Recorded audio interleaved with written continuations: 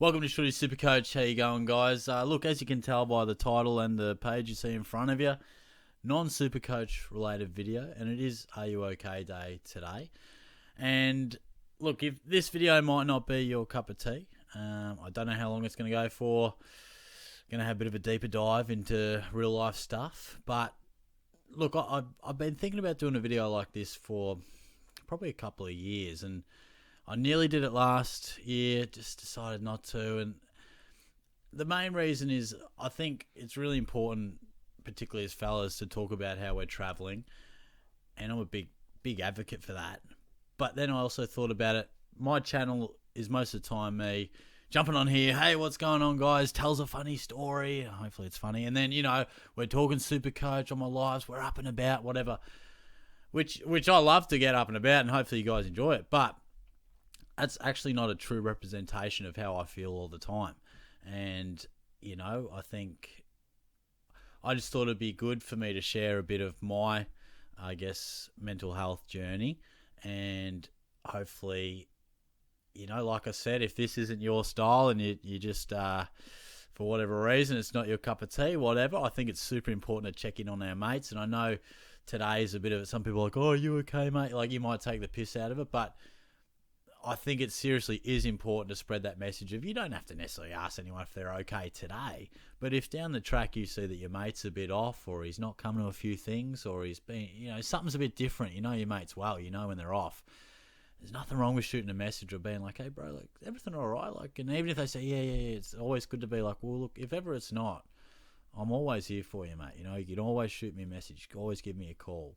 So that's the main reason I wanted to do it, because I'm a big advocate for that stuff. But by the same token, people probably just watch my channel and be like, geez, Shorty's just loving life. He's pretty cruisy. He's always got a smile on his face, telling jokes, fantastic. But I think it's important to make this a conversation that is something that can be talked about, because the reason I haven't done a video over the last couple of years is because I was like, oh, geez, I don't want people to know all this stuff. Like, will people judge me? Will people, think of me different? But then I was also like, well, that's exactly the stigma I want to stamp out. So I sort of thought, well, lead the way and take some responsibility and share how I, go in this space and things I do and some of my experience. And hopefully, even if, as I always say, even if there's just one person out there that it opens up a conversation with a friend, or they talk to someone about how they're actually traveling, because I think it's super important. So like I said, don't know how long this video will go. I'm going to just give you a bit of a backstory. And again, if that's a bit boring to you, all good. You can certainly skip along and wait for the next SuperCoach related video. But, it's my line of work at the moment. I work in wellbeing, and I think it's really important. And there's not too many people that know some of the stuff that I've struggled with, but I think it's a good thing to share and be open and honest, because I was thinking, throughout the year, I always tell my students to be open and honest and talk to people and that, and I don't expect everyone to go posting on their local YouTube channel about it, but I've got a bit of a platform here. I love and respect you guys and the community we have, but by the same token, I'm sure, and the stats show it, that sometimes we're not always traveling great. And I thought this would be a good day to just, bring you guys into this space of how I've been going with it. And, certainly encourage you to check in on your mates, make sure everyone's going all right, and just be that supportive person. And I think sometimes people will say, are you okay? And they'll just say fine, and we just move on. But sometimes you got to push it, and you don't have to have the answer. You don't have to, if they're not okay, you don't have to solve it, but just let them know that, I don't know exactly what to say, mate, but I'm here for you. You don't have to go through this alone. It's okay to feel flat. It's okay to feel this or that, but we'll get you through it. I think certainly from my experience, knowing that people are there to talk to has really helped a lot. So, I'll just take a little glass of water. Who knows how long I'll be yapping on for, but so basically, for me, I guess it's been something that, you get older and you reflect a bit. I think it's always been something that I've had moments with struggling with my emotions and feeling really low, but also when I'm up and about feeling super high. And when I look back, that was sort of evidence sometimes in my childhood, but not stacks. I had a great childhood, really. But what it probably became more prevalent was, most of you guys would know that I studied sports journalism and covered sport for a long time, in my early 20s and stuff. And part of that journey took me to Ballarat. So got a full-time job, full-time sports journo, how good. But that involved moving away from home. And that certainly brought about a fair bit of difficulty, a fair bit of homesickness and stuff like that. And I would certainly have a lot of times where I'd feel quite lonely there. But I also, made some really great mates there and that. But there were some nights where you'd find yourself, quite emotional and quite flat. And I just put it down to missing home.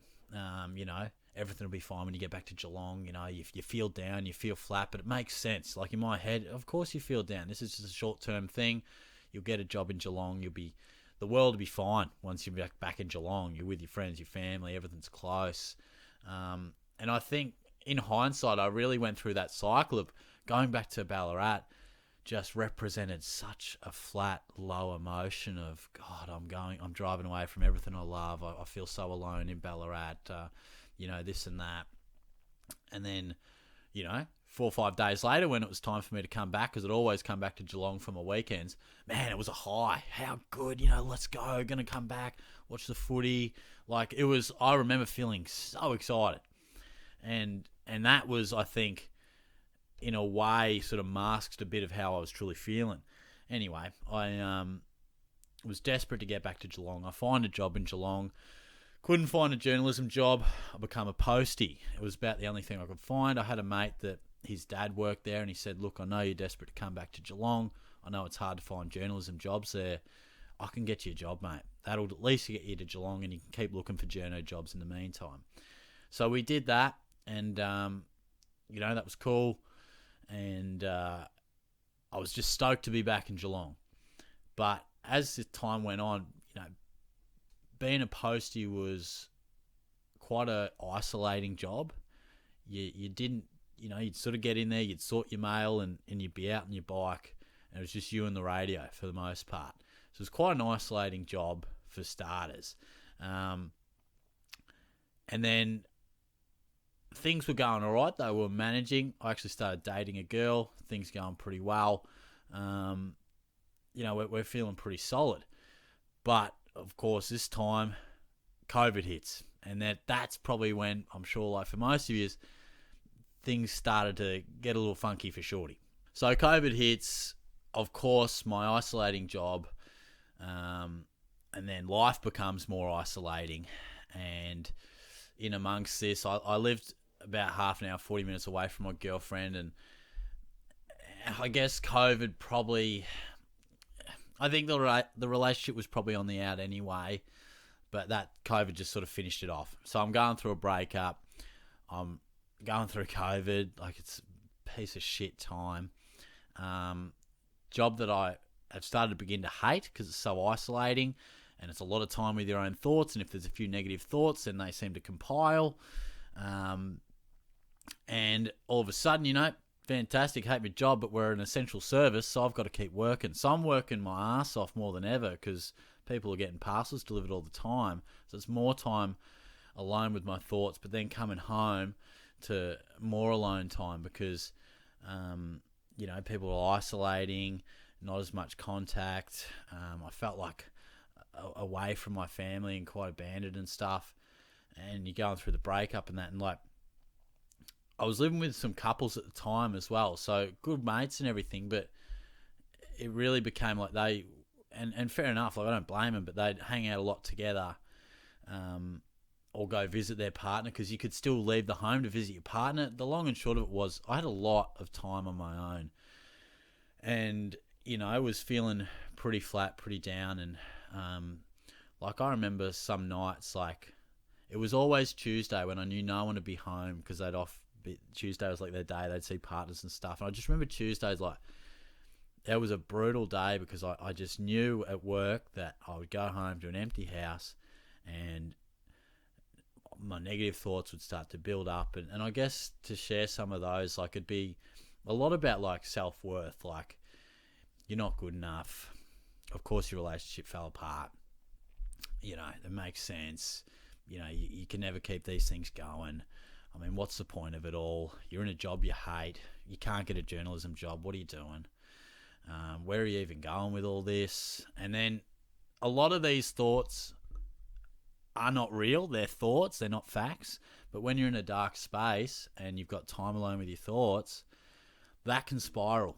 That can spiral. And I remember, you know, quite a few nights, like, it would become like a thing that I actually started to fear. Like, I was scared of these Tuesdays or any days where I just knew that I would have hours upon hours of just time to just ponder and dwell into this, like, really negative fixation. And like, I remember so many nights where you'd just be on your own and I'd just be sitting, you know, in my room and stuff, and like I'd just be crying. Like, I'd just be just tears of like just sadness and feeling lonely and not feeling good enough and feeling like, you know, what would people think if I wasn't here, and that type of thing. Like, I'm not looking for any sympathy or anything. This isn't like a woe is me thing. I'm just trying to give you an insight as to trying to be real open as to how I was feeling.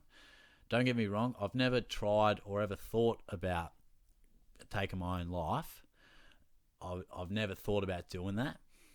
But I would ponder the question of like, I wonder what people would say. You know, what impact have I made? You know, there's just a weird place to go, but I would think it. And these would be really difficult nights. And, you know, I've got super supportive parents and some great friends, and Dad would always say, because he knew, like, in some of the previous years and times that, you know, I would struggle sometimes, and it would be hard to be alone, and COVID was a tough time. So Dad would say, you know, you can always call, mate. And I remember so many nights just filled with negativity and I guess negative self-talk, and I'd have Dad's contact on my phone, and I'm like, just call, mate, just call. But I didn't for so long because I thought, you know, I don't want to, like, it's 10 o'clock. He's probably just winding down. Like, I don't want to burden him. But I remember I called him maybe a night or two after, and I said, you know, I actually had a really difficult night the other night. I was really upset, and we were talking about the breakup and stuff. He's like, yeah, mate, you should have called me. And I thought, fuck, yeah. I said it was late. He's like, I don't care. He said, I don't care what time it is. You can always call. Which meant a lot. And so, yeah, obviously down the track I was having another one of those nights, and, you know, I was probably even later. Like, I did call, like, it was 11 o'clock. And I did call, and of course he answered. He's like, mate, what's up? And I couldn't even talk. I just burst into tears. And he was like, mate, what's wrong? And I said, I'm just struggling, Dad. And he said, just come over. So I did, and sorry, it's a bit hard to talk about sometimes. But yeah, super grateful to have such good parents, because I can always call Mum as well, and I've got some great mates that I can talk to. So that really helped me through that stage. But we also, you know, came to the conclusion that, you know, you might need a bit of support around this, mate. You know, and after these things started to bob up a bit more frequently, you know, these nights, because I think it's okay to feel sad, and it's normal. You know, it's a normal emotion. But I remember there were times where I'd be crying like 2-3 times a week, and like it was like, oh, something's not right here. So I ended up going to the GP and telling him about what was going on, and he said, look, we can go down the medication route. And I was very much against that. I was like, no, like, this is situational. You know, I've gone through a breakup. It's COVID. I hate my job. This is situational sadness. And again, a bit like the Ballarat thing, I was probably masking it or escaping it. You know, it's just because I'm away from Geelong. Oh, it's just because I hate my job. But at the core of it, obviously more was wrong. But I probably wasn't ready to accept it at that point. So I was like, no, I don't want any medication. He goes, well, would you see someone? I was like, yeah, I would. I would. Like, and he wrote me out the referral, and, you know, I took it home to see a psychologist and stuff. And then, of course, you know, you start to think, oh, do I really need this? Oh, it's a bit of effort. Oh, it's a bit of money. Oh, you know, a week goes by, like, oh, I'm going all right. But sure enough, these difficult nights started to pop up again and again. And similar sort of trend, you know, I'd call mum or dad and just be struggling and stuff. And, you know, and then I remember going for a walk with mum down the coast, and I just remember feeling like soulless, like almost like I was just walking, like I was existing, but I just felt like an emptiness inside, and just I wasn't myself. Like I felt weak, I felt small, and almost like my emotions were just under the surface level. Like we all feel sad and angry and different emotions, but it normally takes a bit to get to those deeper ones. I felt like my emotions were just under the surface level all the time. And I'll just stop the recording there so we don't get timed out, and I'll tell you about me walk with mum. But yeah, it's a really hard thing to kind of explain, because I sort of felt like a fraud as well. Like I'd go into work, hey shorty, hey mate, what's going on? And I remember times that I'd go to the toilet at work and just like cry a bit in the toilet, and like be like, it's Tuesday, how on earth am I going to get through another 3 days of delivering mail in the rain and thinking about all this shit, and then go home to not, you know what I mean? But it's sometimes when I'd have these really difficult nights, I'd almost take, there was like a lag period. Like I'd get a lot out there, and I'd talk with mum and dad and get all my emotions out there. But for the next few days, I would just feel like, I don't know, just like a car on autopilot or cruise control. Like I was still probably looking the same, and I was doing the same, but it was almost like it just wasn't me. And I just felt like a fake sometimes, because I was really struggling, but not many people knew, and I wasn't doing anything really about it. And yeah, it was just weird, like just this feeling of being like frail. Like I just felt like overwhelmed, and what is the point of it all? Like life, I remember thinking like, life shouldn't be this hard. You've got great family, great friends, you own a house, you're employed through many people lost employment. What the hell are you sad about, mate? You know? Yeah, you've gone through a breakup, but it's been a little bit of time now. What are you feeling so lonely for? And, you know, all that sort of talk and struggling to sort of rationalise it. But yeah, I just felt like almost like a shell of myself, just still existing, still rocking up to work, still getting through the day, but sort of fighting this inner battle of, when does it get better? Like, when do I keep going through this cycle? So I had this walk with mum, and just kind of, just again broke down, just telling her how lonely I was feeling, and I just felt flat, and I didn't really know why. Well, I did know why, but it was more frequent, and mum was like, oh, you know, we had a great talk, and she was like, mate, look, I think you need to see someone. And to be honest, up until then, I was always like, no, you know, it's there if I need it. But it wasn't until someone that I love and care about was like, to be honest, I think you need to go and see someone. So I sort of felt like I owed it to mum to do that as well. And, booked in to see a psychologist. And he was fantastic. There's certainly no stigma or shame in doing it. I remember rocking up and being like, fuck, I hope I don't see anyone in the waiting room. I remember like parking ages away and walking down, you know, like as if anyone's going to put two and two together. But I was just conscious of it. And I've always been someone who talks a lot about their emotions and feelings, but even going to a professional, it was almost like accepting that not all is right. You are struggling, but you need to do it and you need to accept it. So he was fantastic. I only saw him for 3 sessions. It was about what I felt I needed at the time. We unpacked some stuff. He helped me understand like my thinking patterns. I would really dwell, and I'd still do sometimes. I would get a negative thought and it would snowball. I would dive into it, you know. I'm sad about my breakup.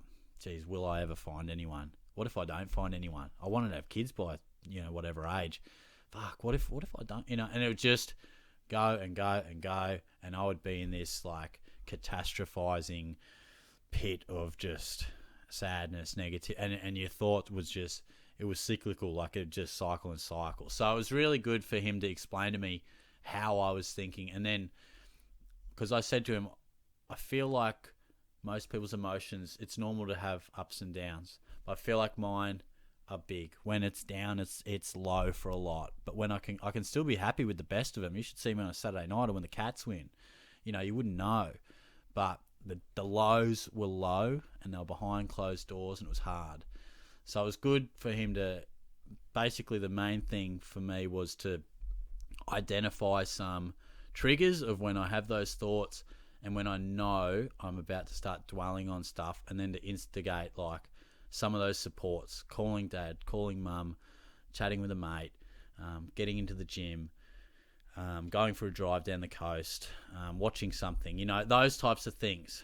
And going to the gym was huge because I always knew, even on those really tough days, I knew if I can just get in the gym, whether it's for 40 minutes or an hour, you always come out feeling better. And that was a big thing for me. So yeah, just, and also challenging those thoughts. I think a lot of people feel and sort of go like, oh, I wish I never had these thoughts. How do I get rid of these thoughts? I think negative self-talk and dark thoughts in your head, they're automatic sometimes. They will pop in. I think it's about challenging, are these factual? Is this real? And really actively, sometimes I will, like even now, I'll like have some negative talk and stuff in my head, and I'll have to actively like intervene and be like, whoa, hey, we're not going down that path today. That's an unhelpful thought, and it's not true because of this and that. Sometimes I'll be like, fuck, I haven't spoken to so and so. Geez, are you a good mate? Like, are you putting enough time into your friends? Yeah. And I'll be like, hang on.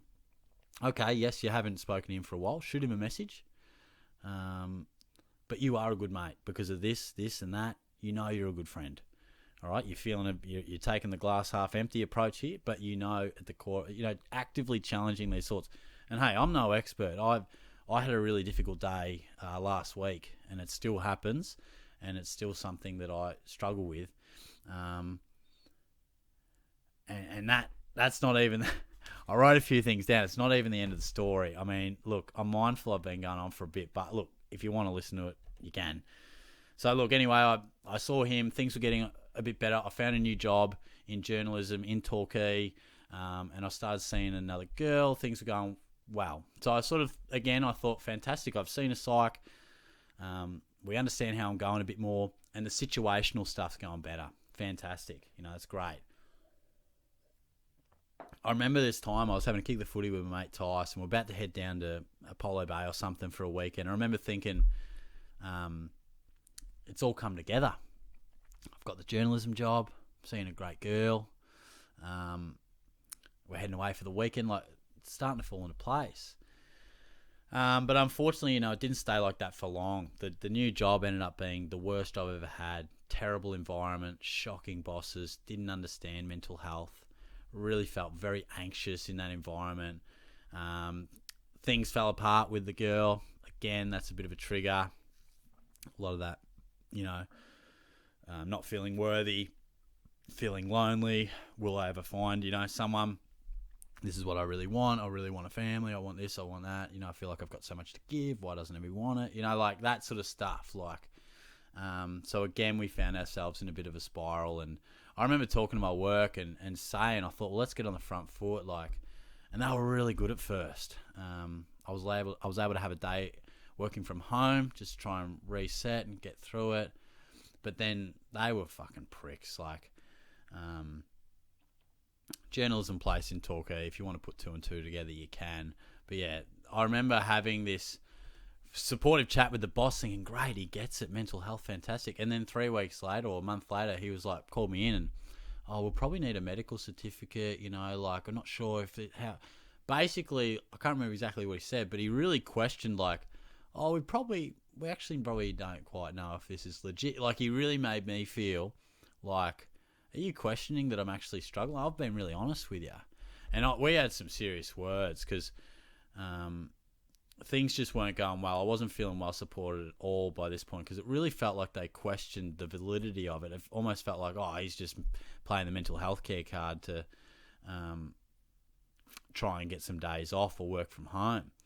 And I remember in the chat we had, he said in the first chat where he's supportive, he goes, mate, it's not the 70s anymore, like, oh, that's right. So this is good. This is a good little exchange. Give me a sec. So yeah, I remember he calls me in, and that initial chat was really supportive. But then I remember I came in probably a month later. I'd had a really good night with the boys. Great weekend. First time I'd spent some good time. And I was starting to feel a bit better.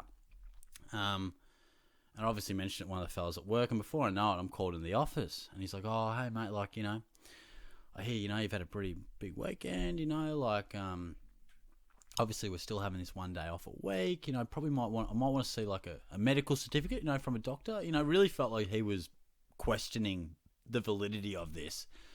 And then he starts going on about, and obviously, we heard in the office, like, you've had a few drinks on Saturday, and like, just, is that the right thing to be doing when you're going through? And I'm thinking like, hey brother, like, and at one point he referred to it as a bender. He's like, oh, it sounds like you're going a bit of a bender. I'm like, oh, let's hang on a minute, buddy. I love a drink, but I'm not into drugs or anything. And it was a great night. Like, I was tucked into bed by 2:00, bro. And fuck it, it's a Saturday night. First time I'd spent some quality time with the boys in a while. I was starting to feel good. And then to come in and be questioned like that, I couldn't believe it. So he's like, yeah, you just might want to pop into the doctors and, whatever. And I'm thinking like, oh, I was stunned. I couldn't believe that he like questioned it. A month ago, I had this supportive boss who seemed to get it. He seemed to get mental health. Oh, it's not the 70s anymore, mate. We get it. We can support you through that. Fantastic. Fast forward to a month. It's almost like he felt like I just had a couple of rough weeks and now we're ready to go. Couldn't believe it. I couldn't believe he questioned it. So I was a bit shocked. And then I thought, I'm not going to stand for this. I need to have a chat with him about this. So I remember having a chat with him, and I was pretty firm. It takes a bit for me to get to, but I said, look, mate, I was pretty taken aback by your comments the other day. I mean, a month ago, I felt real supported. You said it wasn't the 70s anymore. Now I come in, you make it out like I've been snorting coke, having a fucking bender.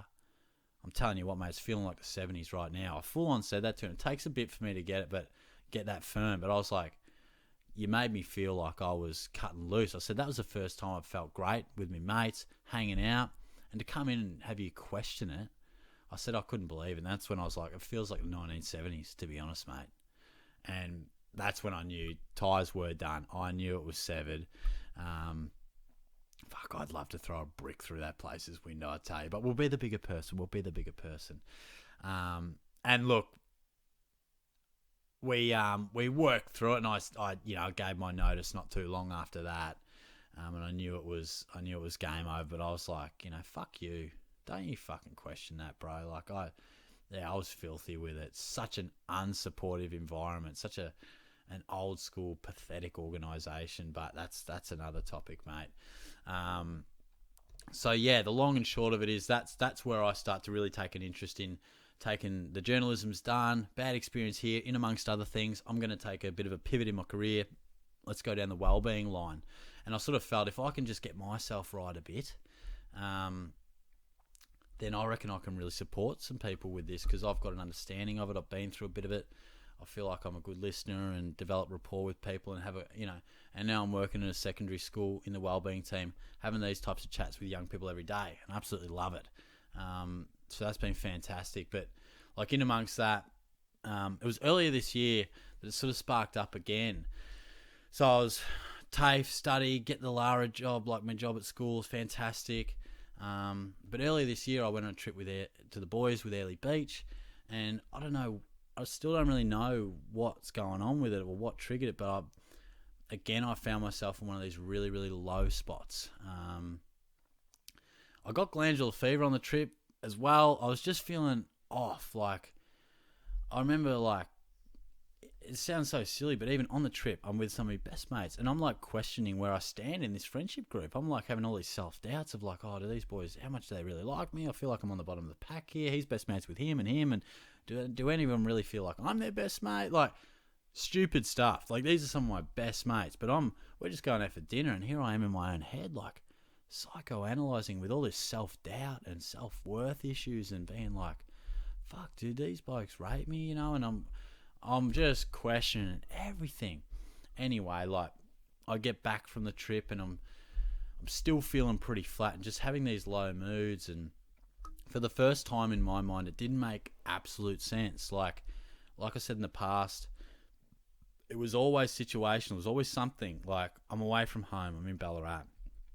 I hate my job. I've gone through a breakup. It's COVID. There's always something where now I've got a job that I love and care about. I feel valued. Got some great mates, great family. You're on holidays. What's going on?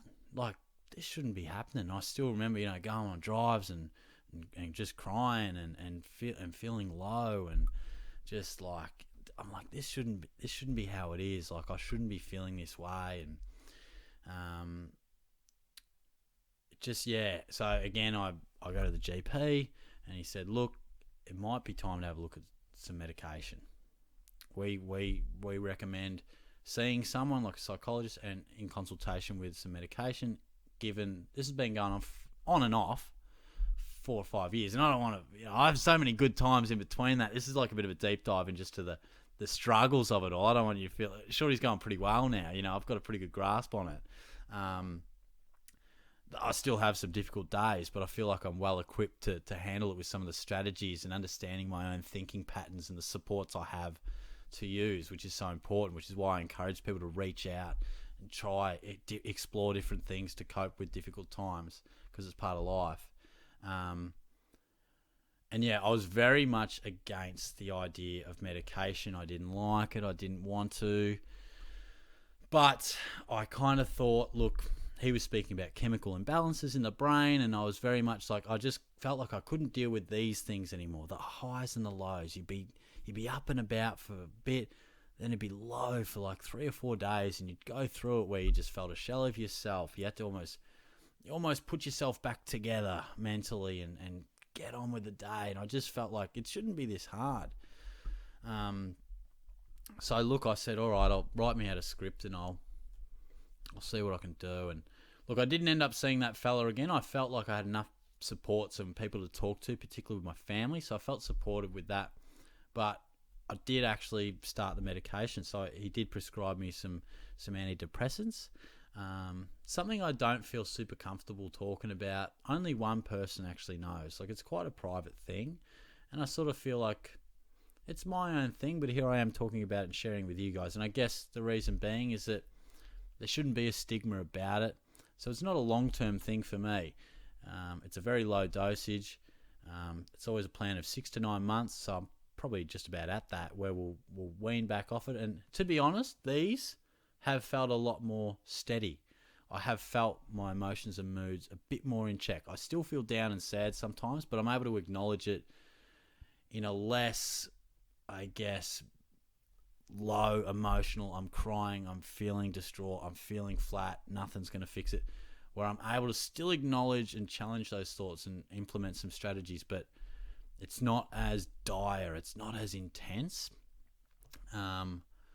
which has been helpful. But you're certainly with the plan to, I don't want to be on medication forever, but I don't really like the fact that I shouldn't say that. I felt like I had to try something. I've been going on for a while. I felt like I needed to try something, and it has had a good impact. It has helped. But again, it's not something that I want to be doing for much longer. And I think I have the skill set and the supports around me to work through this, and I think I will.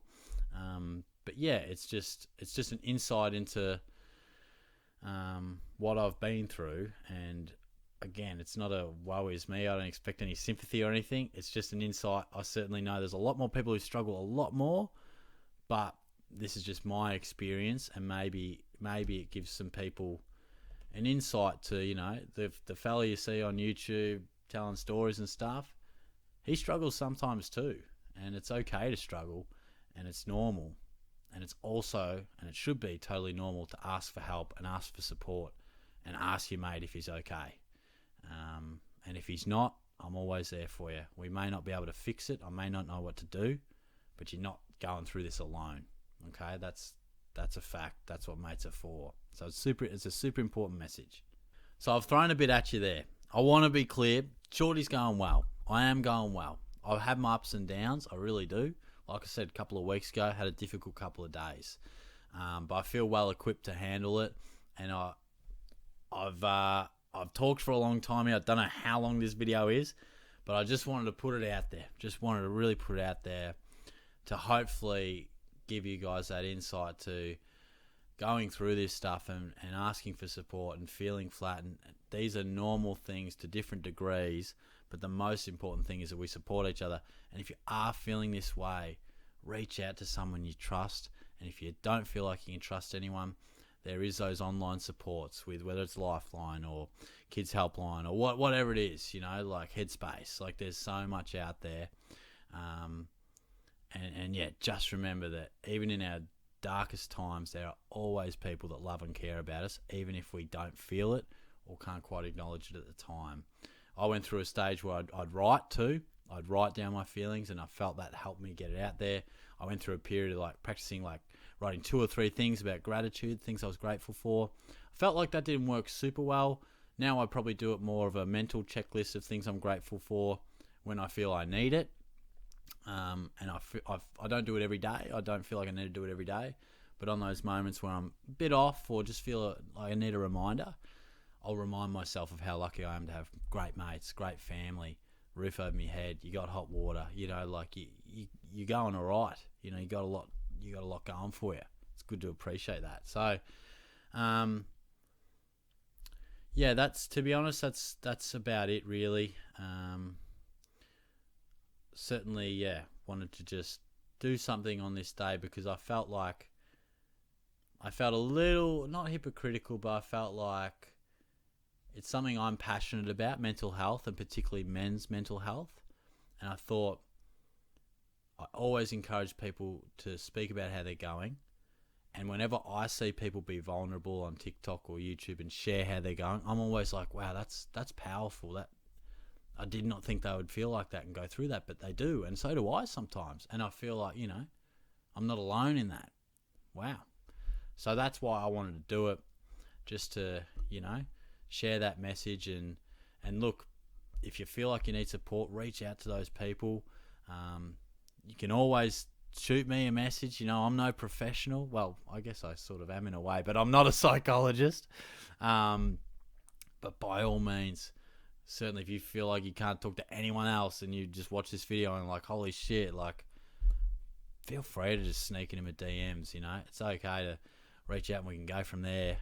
But certainly would encourage you to talk to a family member or a mate or someone you trust or a professional online or somewhere. But yeah, certainly Shorty's had so many great times and great memories and great laughs and great catch-ups, you know, over the last 5-10 years, whatever it is. I've probably just given you the dot points of some difficult times I've been through to give you that insight. So hopefully it wasn't too dark and dour, and some of that was difficult to talk about, and I don't really know how this will land. I'm honestly slightly nervous to post it, but it's something I've wanted to do. So thanks for listening. If you've stuck through this whole thing, far out, the credit to you. Appreciate that. But yeah, we'll be back with some more Supercoach and footy content soon. But I think it's important to talk about this and put this sort of stuff on the map and open that conversation. I'd always sort of be like, oh, I don't want to open myself up like that and talk about it. People will judge me. But I'm like, that's exactly what you're trying to speak against. You know, you want to put the message out there. There's nothing wrong with being vulnerable and saying I'm having a rough one. And I thought by me doing this, I guess that shows that. So putting myself out there, be kind. If it's not your cup of tea, skip along. But hopefully you've appreciated it, and it's just a bit of extra shorty for your Thursday night. So yeah, I'll wrap it up and I'll load this one up. But yeah, talk to you soon, guys. Thanks for that. Cheers.